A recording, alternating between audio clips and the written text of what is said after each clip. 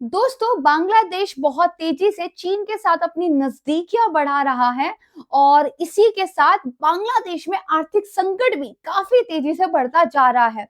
वहां पर खाने का संकट हो चुका है, महंगाई डबल डिजिट को पार कर चुकी है और ऐसे समय में बांग्लादेश ने मदद मांगी है अपने पुराने मित्र यानी कि भारत की। हालात इतने खराब है कि बांग्लादेश में जो एक्सटर्नल डेप्ट था यानी कि विदेशी उधारी थी वो $100 बिलियन को पार कर चुकी है और अब बांग्लादेश भारत से कह रहा है कि खाने के संकट के दौरान आप हमारी मदद कीजिए। दोस्तों, अगर हम बात करें तो बांग्लादेश को भोजन और दवाओं का बड़ा हिस्सा भारत से ही भेजा जाता है। इसके अलावा 2023 में हाई स्पीड डीजल पाइपलाइन का निर्माण भी किया गया था जो भारत से बांग्लादेश तक डीजल पहुंचाती है। और अब बांग्लादेश ने भारत को कहा है कि हमारे यहाँ सरकारी योजना के तहत जो चावल बांटे जाते हैं उसकी कमी हो गई है, तो आप हमें चावल एक्सपोर्ट कीजिए। लेकिन दोस्तों, इसके बारे में डिटेल से बात करेंगे। सवाल ये उठता है कि चीन, पाकिस्तान और बांग्लादेश ये जो एक नया त्रिकोण बन रहा है, तो क्या चीन पाकिस्तान के बाद बांग्लादेश को भी भारत के खिलाफ अपना दूसरा मोहरा बना रहा है? देखो दोस्तों, अक्टूबर 12 2024 में जब नई सरकार बनी थी बांग्लादेश में, तो चाइनीज नेवी शिप वो पहला विदेशी फ्लीट था जो बांग्लादेश में पहुंचा था। यानी कि पहले से ही कुछ तो ऐसा पक रहा था जिसके बारे में चीन और पाकिस्तान, यूएस और बांग्लादेश इनको पता था, क्योंकि जैसे ही सरकार बदली चीन यहाँ पर अपनी नेवी फ्लीट के साथ जो है बांग्लादेश में पहुंच गया था। अब दोस्तों, खबर ये भी आई है कि बांग्लादेश अपने पुराने फाइटर जेट्स को अपग्रेड करने की बात कर रहा है और वो यहाँ पर खरीदने की बात कर रहे हैं चीन के J-10C विक्रस ड्रैगन लड़ाकू विमान। हाल ही में जो बांग्लादेश के air chief marshal Hasan Mahmood Khan है, उन्होंने चीन का दौरा किया था और जुहाई एयर शो में जो है उन्होंने पार्टिसिपेट भी किया था। और यहां से साफ पता चलता है कि बांग्लादेश चीन के साथ अपने डिफेंस रिश्तों को काफी गहरा करना चाहता है। दोस्तों, चीन पहले से ही बांग्लादेश का दूसरा सबसे बड़ा हथियार आपूर्ति करता है और पहले भी train, aircraft, tank, worship, missile system जैसी टेक्नोलॉजी चीन ने बांग्लादेश को दी है। और अब अगर ये J-10C की डील फाइनल होती है तो पाकिस्तान के बाद बांग्लादेश में भी चीन के उन्नत लड़ाकू विमान उड़ान भर रहे होंगे और ये भारत के लिए बहुत बड़ा सिक्योरिटी को लेकर खतरा हो सकता है। अगर हम भारत की बात करें तो भारत की वायुसेना में राफेल, सुखोई Su-30 MKI, तेजस Mk-1A जैसे उन्नत प्लेटफॉर्म शामिल है। साथ में हम S-400 ट्रायम्फ और आकाश जैसी सतह से हवा में मार करने वाली मिसाइलों को लेकर काम कर रहे हैं। लेकिन जो भारत के काफी सारे प्रोजेक्ट्स हैं, जैसे हमारा तेजस प्रोजेक्ट या फिर AMCA, इनको पूरा होने में अभी समय लग सकता है और तब तक चीन के हथियार दक्षिण एशिया में भारत की चिंताओं को जो है बढ़ा रहे। लेकिन दोस्तों, आइए बांग्लादेश और चीन के रिश्तों की बात कर लेते हैं और बात करते हैं इस J-10C विमान की। दोस्तों, माना जाता है कि ये जो विमान है जितना ज्यादा प्रभावशील दिखाई देता है उतनी ही इसके साथ जोखिम भी जुड़े हुए हैं। दरअसल ये रिपोर्ट्स कहती हैं कि चीन का जो ये लड़ाकू विमान है इसमें पुरानी टेक्नोलॉजी का यूज किया गया है और ये रिवर्स इंजीनियरिंग पर बनाया गया है। यहाँ तक कि इसका जो इंजन है वो बहुत ही हाई स्ट्रेस वाले ऑपरेशंस में उतना रिलायबल नहीं है, ऐसे भी रिपोर्ट्स आई हैं। उसके बाद चीन से अगर कुछ खरीद लिया जाए तो उसकी सर्विसेज को लेकर, स्पेयर पार्ट्स को लेकर भी चिंता बनी रहती है। एंड इतना महंगा सौदा बांग्लादेश के लिए ऐसे आर्थिक संकट में एक बहुत हैवी इन्वेस्टमेंट साबित हो सकता है और कहीं ना कहीं ये चीन की डेप्ट पॉलिसी का भी एक खतरा है।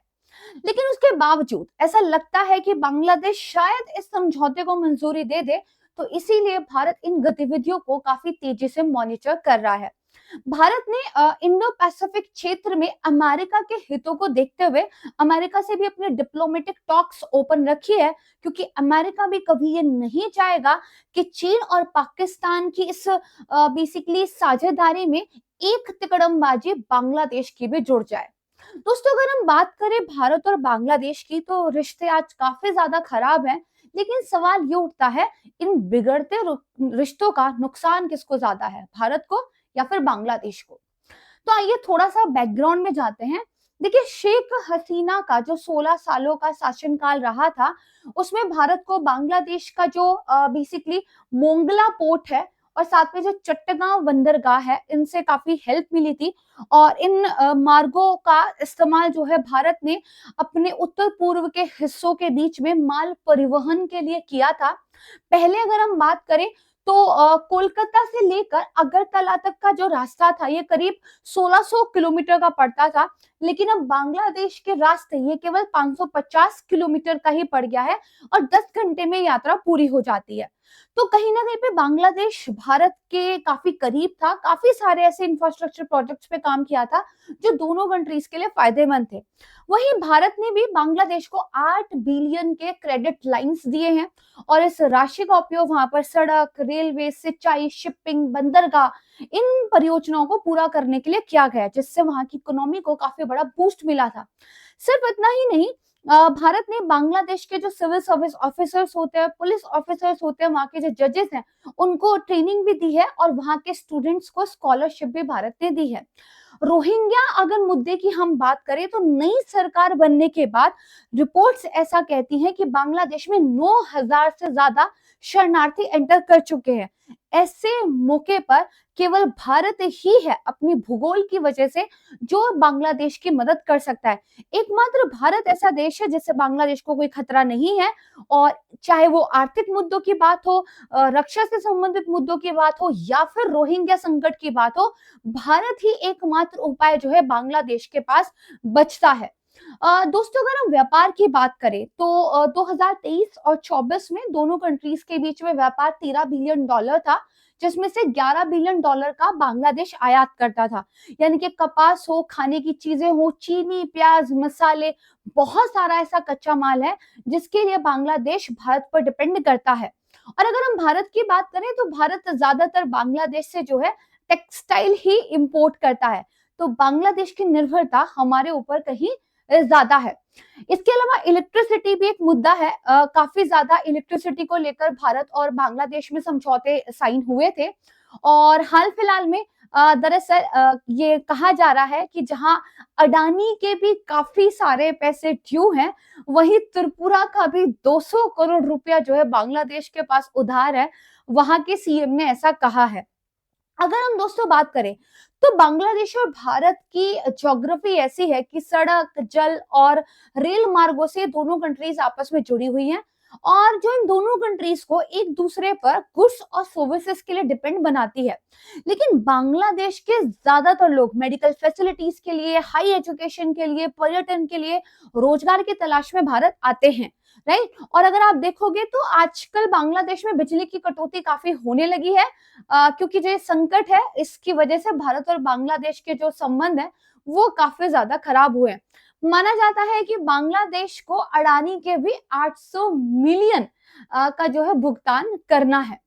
इसलिए बांग्लादेश विश्व बैंक और एशियाई डेवलपमेंट बैंक से करीब $3 बिलियन की आर्थिक सहायता मांग रहा है। लेकिन एक्सपर्ट्स का कहना है इतनी मदद से काम नहीं चलेगा और अपने पड़ोसी देशों के साथ संबंध तो आपको बेहतर करने पड़ेंगे।